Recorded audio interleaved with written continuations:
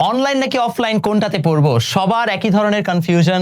তার উপর দিয়ে অনলাইনে ২ দিন পর এই মারামারি, সেই কাটাকাটি, টক্সিক একটা এনভায়রনমেন্ট অনলাইনে। কি করা উচিত? এটা নিয়ে আজকে ভিডিওতে আলোচনা করব। আজকের ভিডিওতে আমি আপনাদেরকে খুব ডিটেইলে ধরে ব্যাখ্যা দিব যে আসলে অনলাইন এবং অফলাইন পড়ার মধ্যে কোন জায়গায় কোনটা বেটার, কোন জায়গায় কোনটা পার্থক্য এবং সামনের ফিউচার অফ এডটেক আসলে কি হবে। শুধু সেটাই না, এটা বলার পেছনে বা বলার ক্ষেত্রে কেন আমি মনে করি যে আমি বেশ যোগ্য একজন মানুষ, এ কারণ হচ্ছে আমি খুব রেয়ার কয়েকজন টিচারদের মধ্যে আছি যারা কিনা অনলাইন এবং অফলাইনে সমানভাবে পড়াচ্ছে। অনলাইন এবং অফলাইন দুটোতেই সমানভাবে সফল আমি মাত্র একজন মানুষকে দেখেছি, তার নাম হচ্ছে অপূর্ব অপু ভাই। কারণ অপু ভাই একমাত্র যিনি কিনা রাজশাহীতে এখনো সর্বোচ্চ সংখ্যক ফিজিক্সের স্টুডেন্ট পড়ান, তার পাশাপাশি অনলাইনেও উনি চমৎকারভাবে পড়িয়ে যাচ্ছেন। আমার মনে হয় অপূর্ব অপু ভাই, যদি আপনি ভিডিওটা দেখে থাকেন, আপনি এটা একমাত্র এই কারণে পারছেন কারণ আপনার বিয়ে হয় নাই। কারণ একটা মানুষ সকাল সন্ধ্যা দিন রাত কিভাবে পড়ে আমি জানি না, এই লোকটা অ্যামেজিং একটা এনার্জেটিক মানুষ। বাট অপু ভাইয়ের সাথে আমার যখন কথা হয়েছে বা আমি নিজেও যখন অনলাইন অফলাইন দুইটা মিলে পড়াচ্ছি, আমার অফলাইনে এখন প্রায় 12টা ব্যাচ, অনলাইনে যদি আমি সবগুলো হিসাব করি আমার প্রতিজ্ঞা, আমার বইটই সব মিলিয়ে, তাহলে আমি সবগুলা ডোমেইনকে বেশ ভালোভাবে এক্সপ্লোর করেছি এবং সেখান থেকে আমি একটা জিনিস বুঝেছি যে আসলে অনলাইন অফলাইনের মধ্যে বেসিক অনেকগুলো ডিফারেন্স আছে।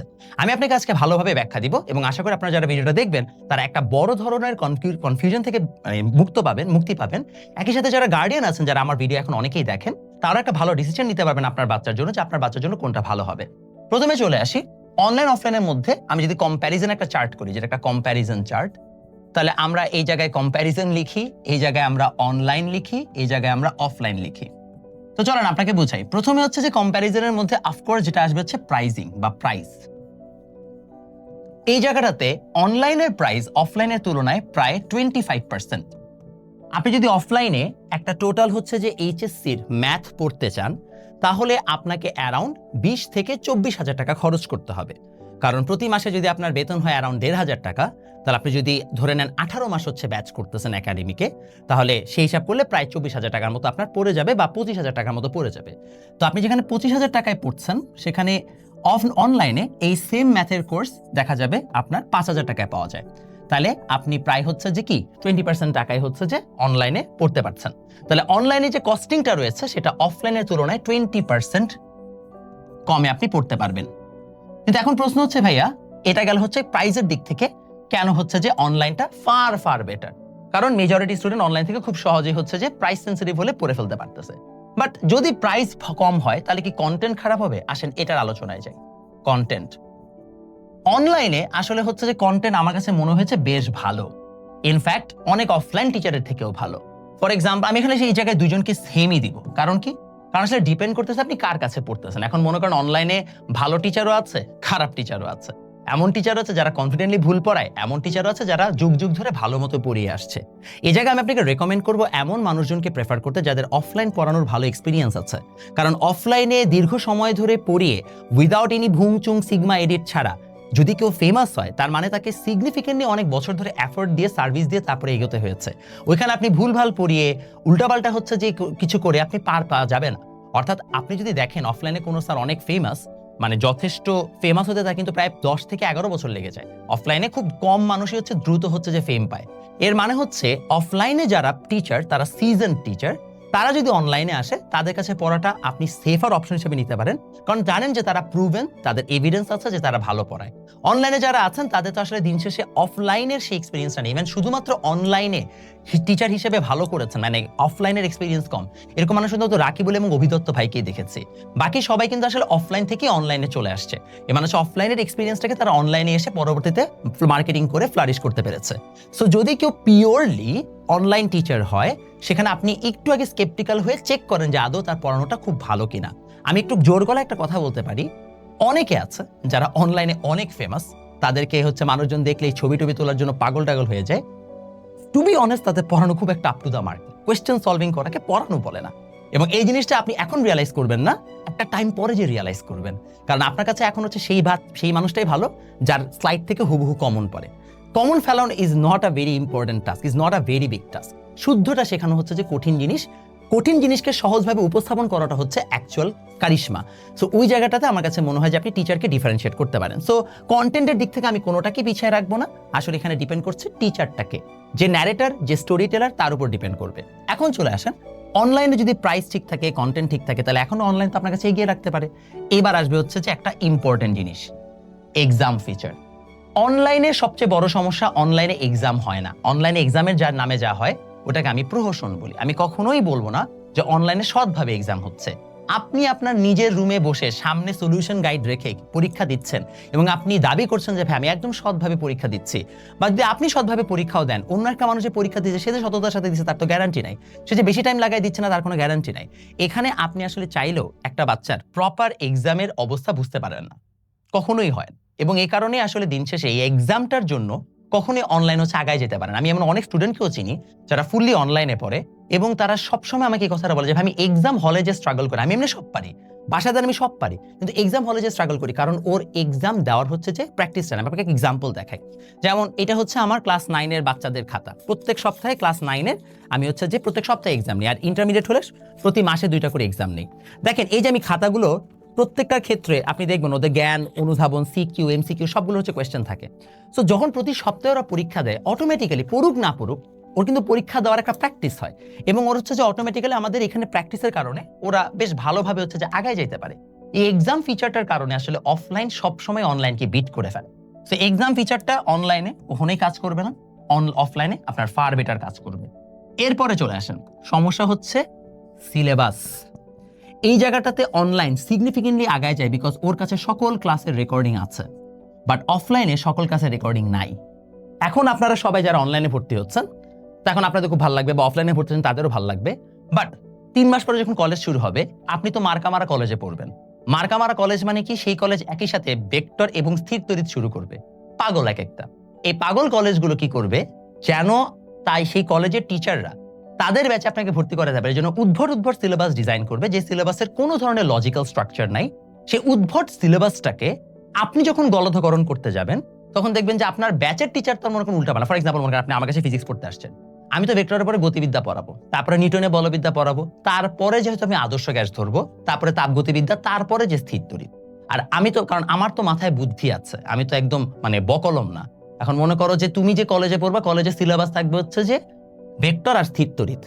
দ্বিমেরু ভ্রামক কি না, মানে দ্বিমেরু বুঝো না, ভ্রামক বুঝো না, তোমরা দ্বিমেরু ভ্রামক পড়ানো শুরু করবে। চিনি আমি, এসব আমাদের প্রত্যেক বছর দেখে আসতেছি। তখন ঝামেলা বাধা অফলাইনে, কারণ অফলাইনে তুমি যখন পড়বা তোমার কাছে তো লিটারেলি হচ্ছে যে মানে সিলেবাস নিতেছে না, তখন তুমি কোচিং করবা নাকি কি করবা। ওই সময় আসলে অনলাইনটা এজ পেয়ে যায়, কারণ অনলাইনের কাছে সকল রেকর্ডেড ক্লাসের হচ্ছে যে অ্যাক্সেস আছে, আর্কাইভ আছে, তো তুমি চাইলে যে কোনো সময় নিজে থেকে পড়ে ফেলতে পারতেছো। এটা গেল হচ্ছে অনলাইনের আরেকটা বেস্ট ফিচার। এবার আসো, সিলেবাস কি দেখলাম, এক্সাম দেখলাম, কন্টেন্ট দেখলাম, সবকিছু দেখলাম। এরপরে কি? এরপরে হচ্ছে ভাইয়া কনসিস্টেন্সি। অনলাইনে সবাই লাইভ কোর্সে ভর্তি হয়, কয়জন লাইভ করে? Maximum 5%, maximum. 10,000 কোর্সে ভর্তি, লাইভে দেখবে 100 জনও নাই। এটা অহরহ ঘটতেছে। কেন? কারণ দিন শেষে অনলাইনে লাইভ ক্লাসের সময় আপনার অনেক সময় বাসায় বসে পড়াটা হবে না। একটা খুব সুন্দর কোট আছে যে if you want to make money get out of your bed. বিছানায় শুয়ে শুয়ে ক্লাস করলে জীবনও ক্লাস হয়। এর একটা বাস্তব সত্য কথা।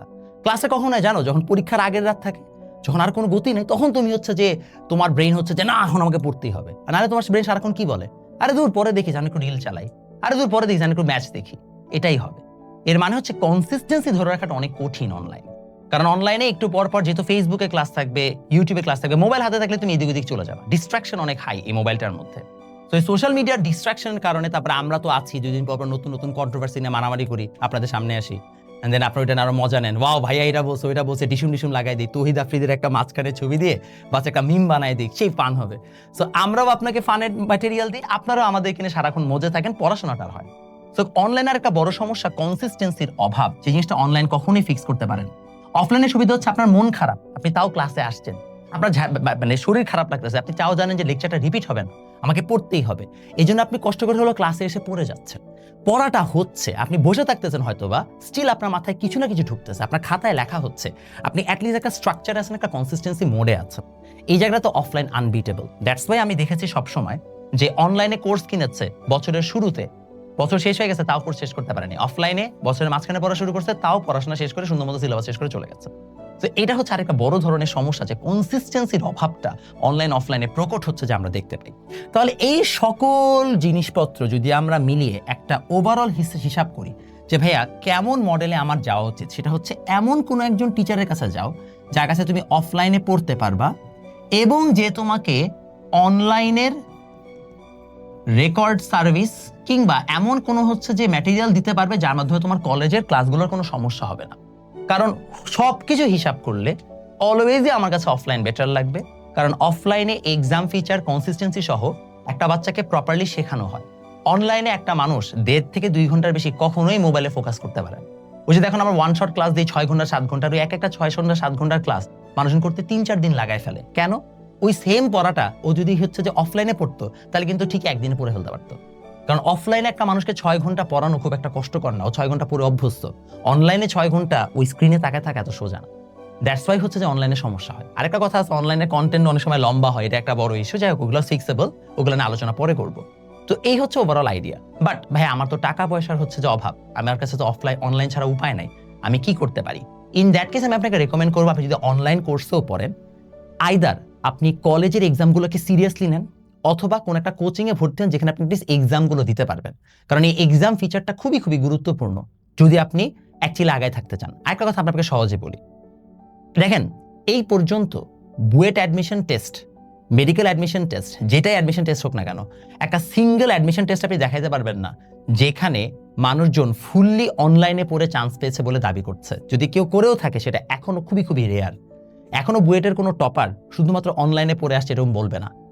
এর মানে কি? এর মানে হচ্ছে আপনার বর্তমান যুগে এসে অনলাইন অফলাইন হাইব্রিড সার্ভিস আপনি নিতে পারেন। যেমন মনে করেন আপনি 4টা সাবজেক্ট অফলাইনে পড়লেন, 3টা অনলাইনে পড়লেন, দ্যাট ইজ ওকে, আপনি চাইলে এটা করতে পারেন।